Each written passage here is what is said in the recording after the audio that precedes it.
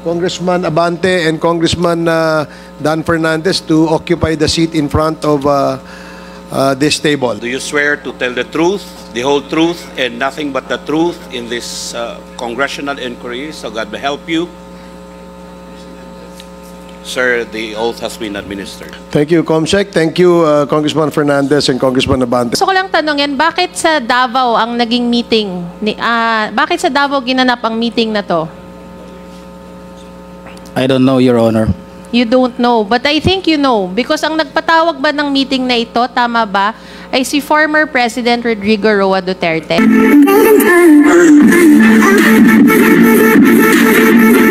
So again, let me just reiterate that the topic that we will now be discussing will be the topic on the extrajudicial killings. We have invited resource persons and we have a list of the members who wish to interpolate on the issues related to the extrajudicial killings. Including, of course, the issue where Police Colonel Hector Grijaldo is involved, no? And with that, we'd like to call on the first interpolator, Congresswoman Pami Zamora. You have 10 minutes. You are now recognized.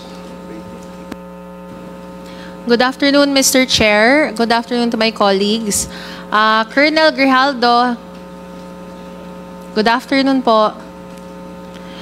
Colonel Grijaldo, simulan ko lang po nung dati po kasi nag-a-attend ka naman dito pero may time na Mr. Chairman, point of information lang po. With the indulgence of Yes. Congresswoman Zamora. ahead. Yes, what is the point of Since information? the good gentle lady will be starting to ask Colonel Hector Grijaldo, this representation wish to inform this committee that we will be inhibiting ourselves, no? Yes. Together ourselves, not together with I think tayo, no, na to ask question, and at the same time we can also be asked, no, by the members of this committee.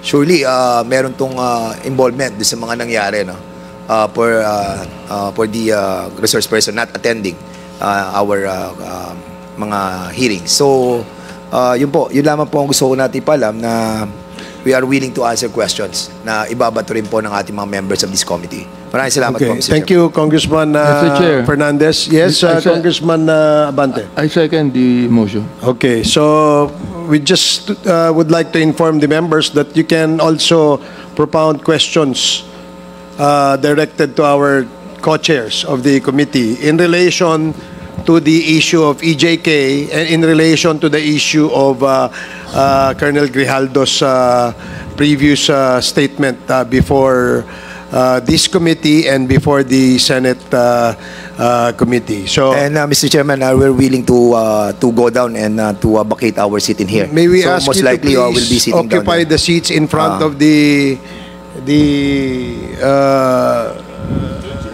chair. So Mr. that Thank you, we Mr. can, Chairman. see you eye to Mr. Chair. eye. Now, Do we thank need you. to ask them to take their oath? Before that, can we, Comsec, did Colonel Grijaldo take his oath in the previous hearings already? You already took your oath. So, there's no need to administer the oath of Colonel Grijaldo. He has taken his oath in the previous hearing. So, may we ask both co-chairs, Congressman Abante and Congressman Dan Fernandez to occupy the seat in front of this table. Mr. Chair, Yes, Congressman Acop.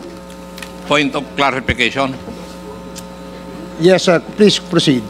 Since our two chairmen already moved that questions should be asked from them, may we request that they also take the oath? And may I know whether we can cite them in contempt if they're found lying? Thank you, Mr. Chair. Well, thank you, Congressman Acop. Let me inform the Honorable Congressman Abante and Fernandez that since you will be one of the resource persons in this hearing today, any member who find you not cooperative or evading questions from this representation and others, there is no prohibition under our rules that we cannot cite you in contempt. So let it be on record, Your Honors. Now, point of clarification. Are you comfortable in that? Yes, sir. Okay. Point of clarification. Yes. So what Mr. is Chairman. the clarification? May I be I think, Mr. Chair, informed? sorry, No. I think the witness, I still have the the floor. resource person now has to wait to be recognized. Mr. Chairman, Yeah, I was recognized, Mr. Chairman. Okay. No, really, no joke. What this representation wanted to find out kung what provision of the rules contain yung pong pagte-take po ng oath ng member of this committee who wanted to be a part of the as resource person. Mr. Chairman. Okay, I will wait, hold your horses, gentlemen.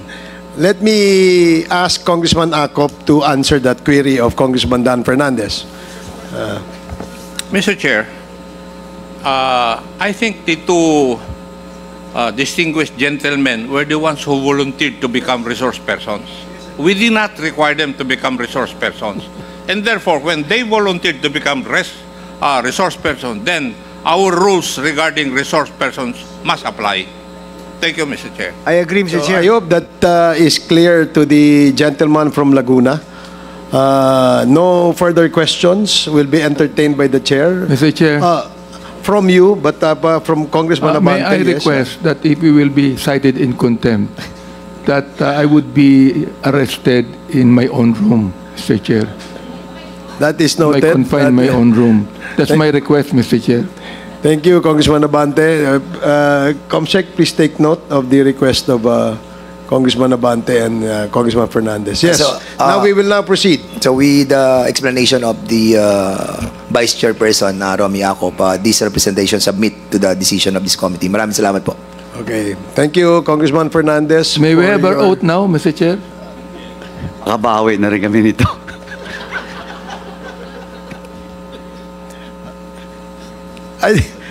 Okay, Comsec, please administer the oath of the two distinguished gentlemen, members of the honor of this 19th Congress. Do you swear to tell the truth, the whole truth, and nothing but the truth in this congressional inquiry? So God will help you. Sir, the oath has been administered. Thank you, Comsec. Thank you, Congressman Fernandez and Congressman Abante. Now we will proceed with the interpellation of Congresswoman Pami Zamora. You have 10 minutes. Once again, good afternoon, Mr. Chair, and I'd like to also greet our two new resource persons. Welcome to the committee.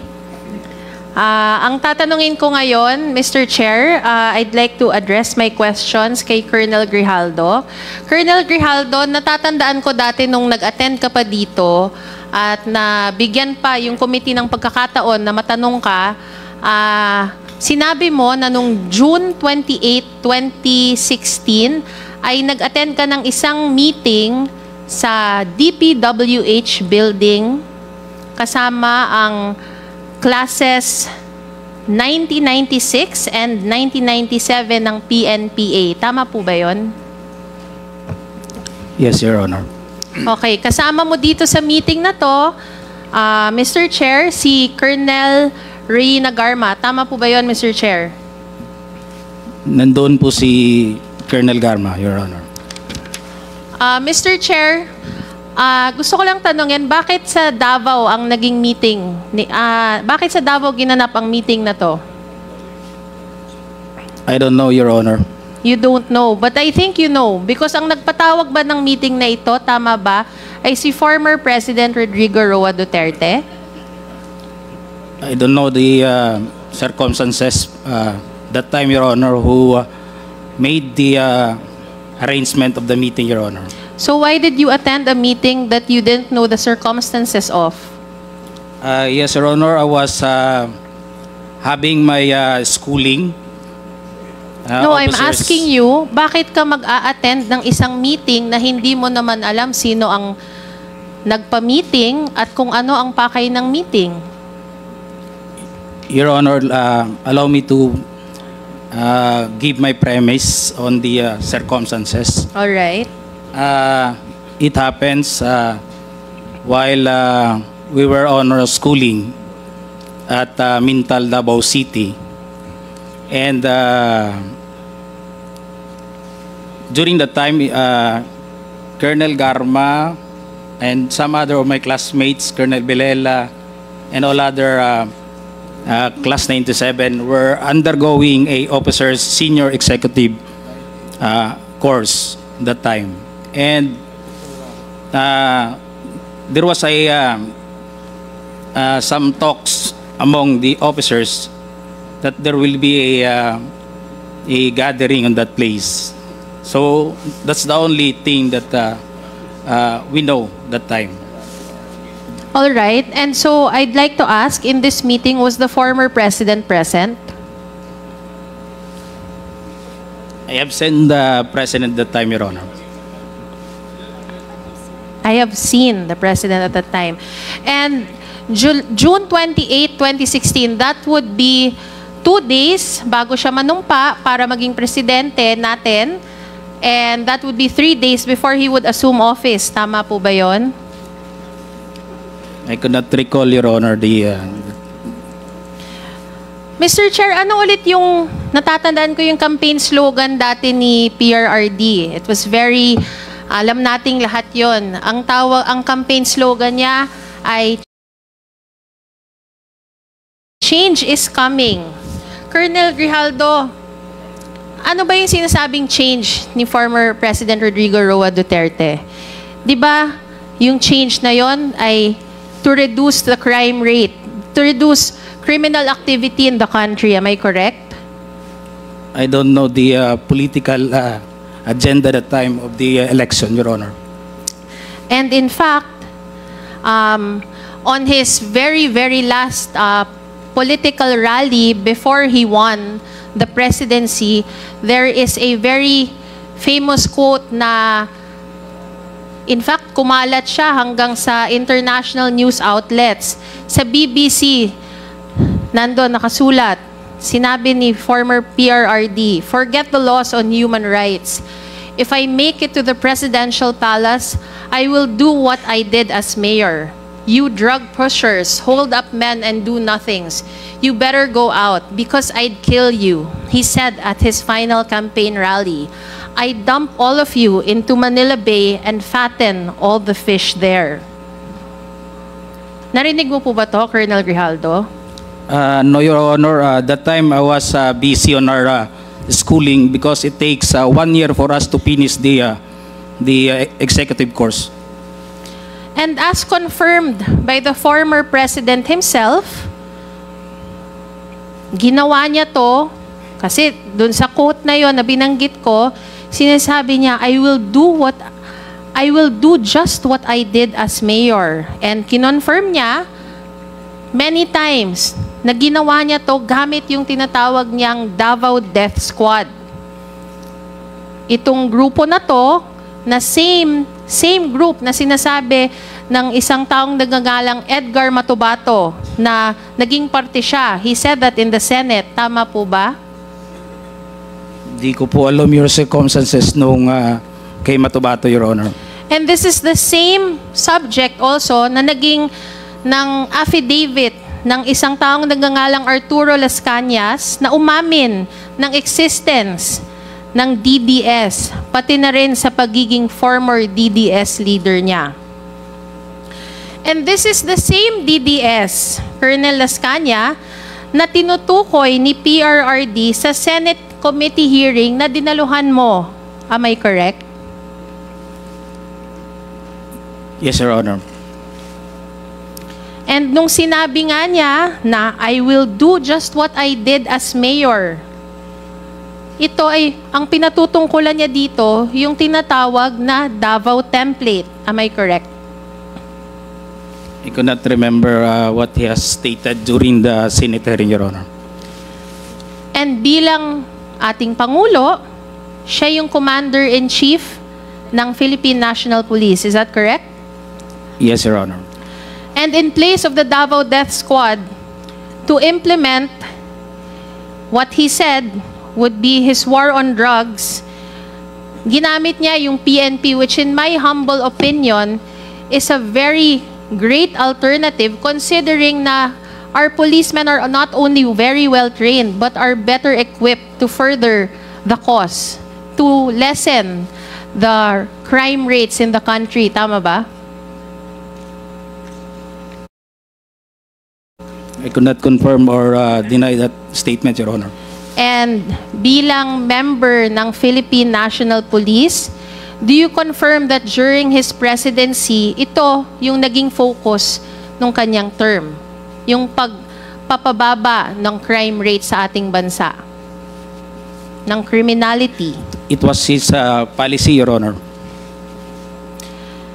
And ayon sa testimony rin ni Colonel Ray Nagarma, I believe it was the September 27 hearing, this was the reason kung bakit siya nagpatawag ng hearing, ng meeting doon sa DPWH building sa Davao noong June 28, 2016. For our viewers, mababasa naman natin yung naging conversation ni Chairman Paduano at ni Colonel Ray Nagarma. Dito, inaamin niya na ang napag-usapan doon ay yung Davao Template. Having said that, Mr. Chair, ikaw, Colonel Grijaldo, hindi ka sumang-ayon dito. Dahil sabi mo, in the same hearing, nung ikaw na yung tinatanong, sinabi mo na you could not confirm the statement ni Colonel Garma.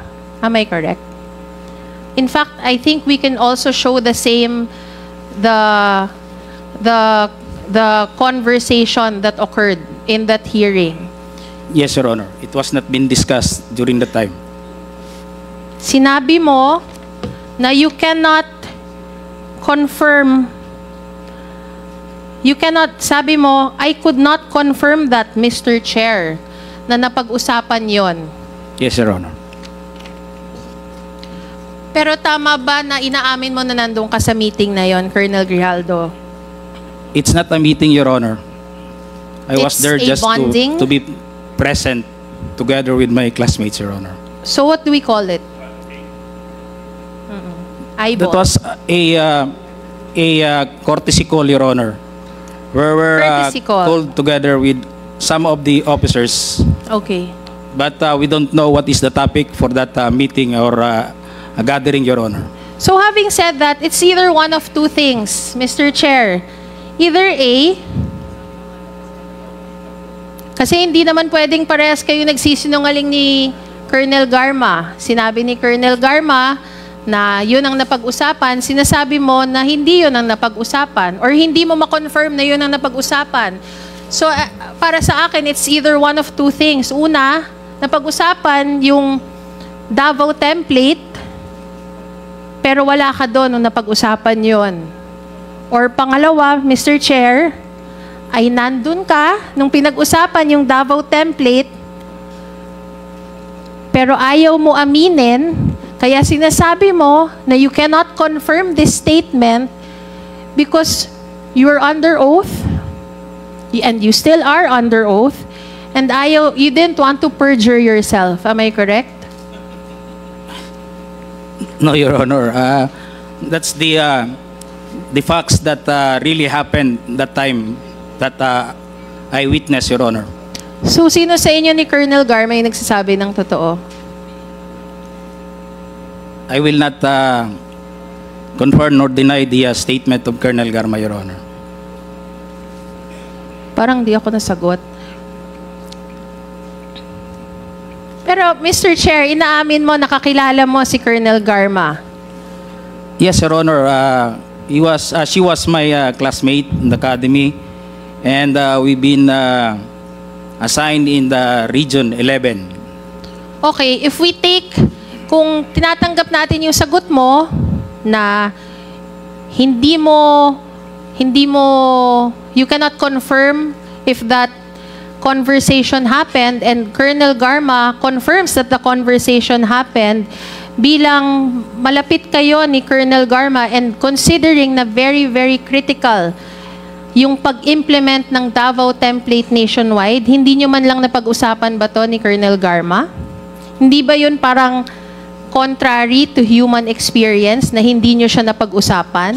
Hindi ba kayo parating magkasama ni Colonel Garma? We have that relationship, Your Honor. Magkaklase kami. But we are professionals and we talk just the matters within the bounds of our profession as police officer, Your Honor.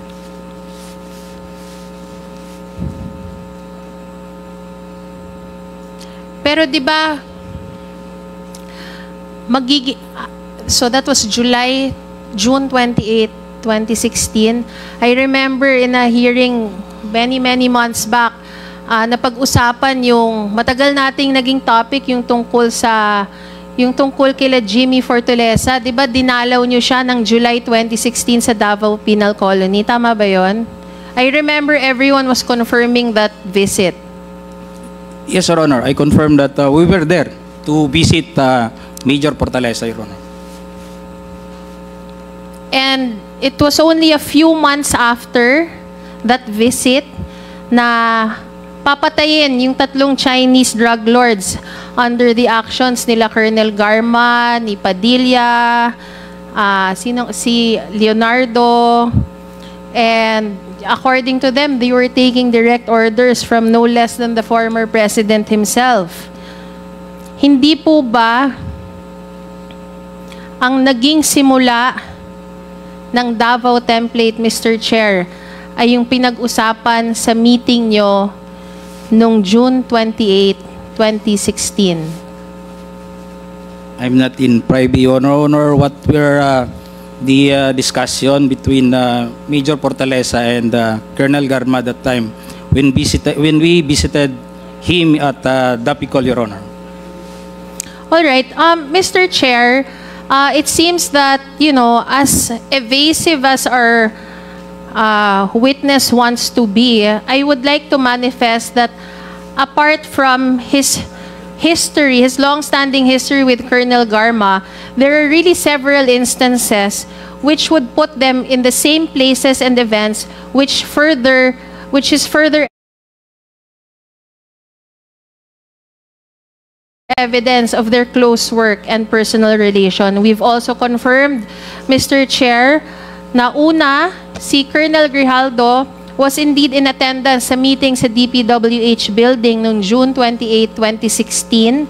And because of his attendance in this meeting, kahit pa i-deny ni Colonel Grijaldo ito, he was indeed part of the planning of the nationwide implementation of this Davao model, or what we all know as the war on drugs. With this, Mr. Chair, I didn't want to take up all of my time. I yield to the next interpellator. Thank you, Mr. Chair. Thank you, Congresswoman Zamora.